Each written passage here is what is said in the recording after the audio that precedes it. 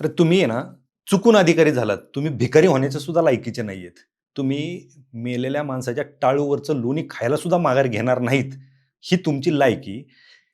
आता तुम्हाला वाटेल, की हा अधिकाऱ्यांना शिव्या घालतोय. मी अधिकाऱ्यांना शिव्या घालत नाही. मी त्या अधिकाऱ्यांना शिव्या घालतोय, जे लोकांच्या पोस्ट खातायत, विकतायत आणि त्याचा काळा बाजार करतायत. म्हणजे एम-पी-एस-सीने प्रत्येक विद्यार्थ्याला न्याय मिळावा म्हणून ऑप्टिंग आउट सारखी चांगली सुविधा तुम्हाला दिली आणि त्याचा तुम्ही दुरुपयोग करताय. अरे 8-8 लाखाला तुम्ही एक पोस्ट विकताय, तीही कुठली लिपिक पदाची. स्वतःकडे पोस्ट असताना दुसरी पोस्ट घ्यायची आणि ती विकायची, हा कुठला शहाणपणा आहे? कित्येक अधिकारी असे आहेत की ते स्वतः पहिल्याच दिवशी ऑप्टिंग आउट करतात, का तर त्यांना दुसऱ्यांची काळजी असते. पण तुम्ही भिकाऱ्यांनो, तुम्ही काय करताय? पैसे मिळवण्यासाठी दुसरी पोस्ट घेताय. एक ऑडिओ क्लिप व्हायरल झाली म्हणून ही गोष्ट फक्त एका ऑडिओ क्लिप पुरती व्हायरल होत नाही. एका नाशिकच्या कुठल्यातरी एका लिपिकने एका कॅन्डिडेटला फोन केला आणि त्याला पैशाची मागणी केली. ही फक्त ऑडिओ क्लिप बाहेर आली म्हणून हे माहिती झालं. राज्यसेवेच्या क्लास 1 पदापासून ते क्लर्क पर्यंत प्रत्येक ठिकाणी ऑप्टिंग आउटमध्ये हा घोडे बाजार सुरू झालेला आहे. आणि हा आज नाही झालेला, हे वेळोवेळी एम-पी-एस-सीच्या लक्षात आणून दिल्याच्या नंतरही हा घोडे बाजार थांबलेला नाहीये. म्हणजे कित्येक अधिकारी असे आहेत की ते तहसीलदार होतात आणि तहसीलदार होऊन पुन्हा पुढची परीक्षा देतात आणि ते तहसीलदार होतात, परंतु पहिली तहसीलदार किंवा दुसरी तहसीलदार ते सोडत नाहीत. का तर त्यांचा कुठे कुठे इगो आडवा येतो, कुठं पैसा आडवा येतो आणि हा घोडे बाजार एम-पी-एस-सी मध्ये सर्रास चाललेला दिसतोय. फक्त पुराव्यांअभावी तो समोर येत नाही. ही एक छोटीशी सुरुवात आहे की त्या विद्यार्थ्यांनी त्याची ऑडिओ रेकॉर्डिंग ती व्हायरल केली आणि त्याच्यामुळे हा प्रकार समोर आला. आता याच्यातून एम-पी-एस-सीने शिकणं गरजेचं आहे का?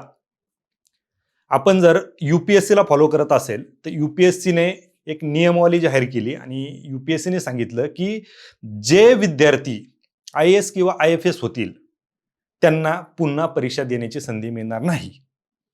कारण तेच विद्यार्थी पुन्हा टॉपर बनतायत, खालच्या विद्यार्थ्यांची जागा अडवतायत. आता जर समजा एखादा विद्यार्थी IAS किंवा IFS झाला आणि त्याचा रिझल्ट हा दुसरी म्हणजे समजा 2025 ची एक्झाम आहे, त्याच्यामध्ये तो IAS किंवा IFS झालाय आणि 2026च्या प्रिलियमच्या नंतर त्याचा रिझल्ट आला, तर यूपीएससीने सांगितलंय एक तर तुम्हाला फायनल टप्प्यामध्ये ज्यावेळेस तुमचं सिलेक्शन होईल तत्पूर्वी तुम्हाला त्या पदांचा राजीनामा द्यावा लागेल किंवा अंतिम निवड यादीत तुमचा विचार केला जाणार नाही.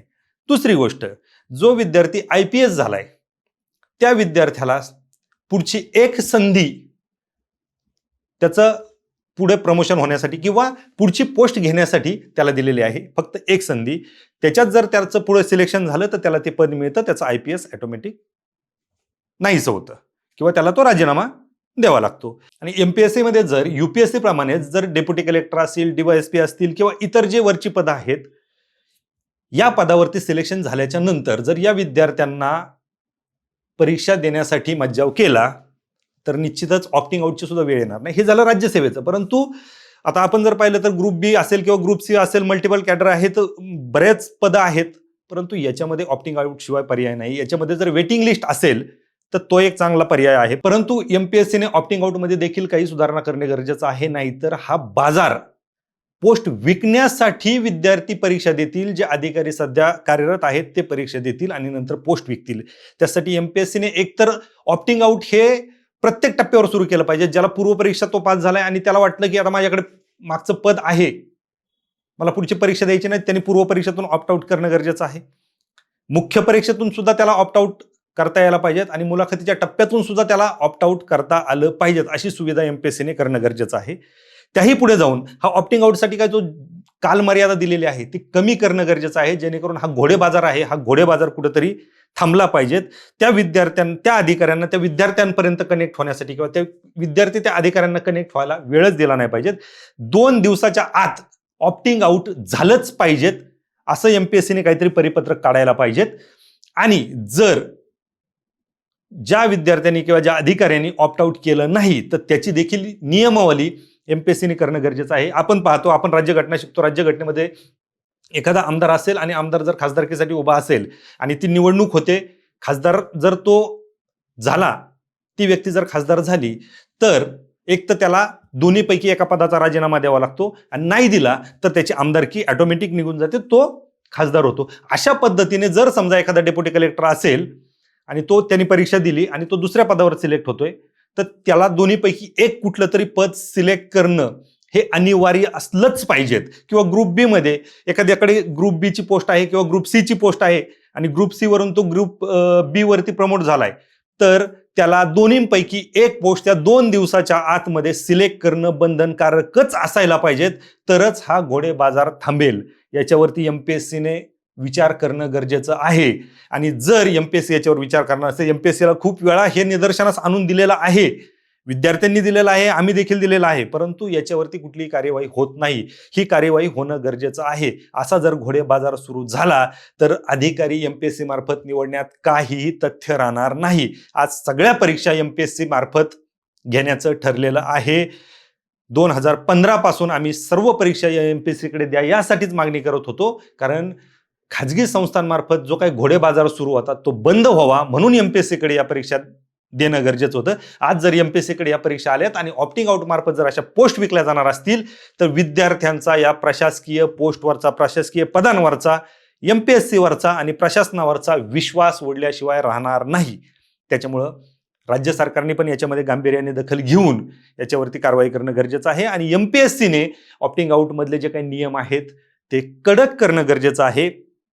मान्य आहे की संविधानाने तुम्हाला परीक्षा देण्याचा अधिकार दिलेला आहे वगैरे वगैरे वगैरे, त्या गोष्टी समोर येतीलच, काही कमेंट्स त्यानुसार येतीलच. परंतु असा जर घोडे बाजार होणार असेल तर एमपीएससीने हे कंपल्शन करणं गरजेचं आहे की ऑप्टिंग आउट केलंच पाहिजेत. जोपर्यंत एमपीएससी लावत नाही तोपर्यंत हा घोडे बाजार थांबणार नाही. आणि हा घोडे बाजार जर थांबला नाही तर आम्हाला पुन्हा, आम्ही शांत आहोत, शांतच राहू द्या, आम्हाला जाग करू नका, आम्हाला पुन्हा रस्त्यावर यायला भाग पाडू नका. मी पुन्हा एकदा सर्व विद्यार्थ्यांच्या, सर्व अधिकाऱ्यांच्या वतीने विनंती करतो एमपीएससीला की याच्यामध्ये कुठेतरी सुधारणा आणा. आणि ज्यांना मी भिकारी म्हणलो त्या अधिकाऱ्यांना माझी विनंती आहे, आपण प्रशासन चालवण्यासाठी गेलेलो आहोत, आपण खूप कष्ट करून ही पदं मिळवलेली आहेत, पण कष्ट करून पद मिळवून ते विकण्यासाठी आपला स्वाभिमान घाण ठेवू नका. तुम्ही जर पद विकत असाल तर तुम्ही सिस्टीममध्ये जाऊन काय कराल याचं चित्र डोळ्यासमोर उभं राहते. त्याच्यामुळं मी पुन्हा एकदा त्या अधिकाऱ्यांना भिकारीच म्हणेल की जे पदं विकतायत. त्याच्यामुळे बाकी जे अधिकारी चांगलं काम करतायत आणि कित्येक अधिकारी आहेत की ते स्वतःहून जाणीव ठेवून ऑप्टिंग आउट करतायत.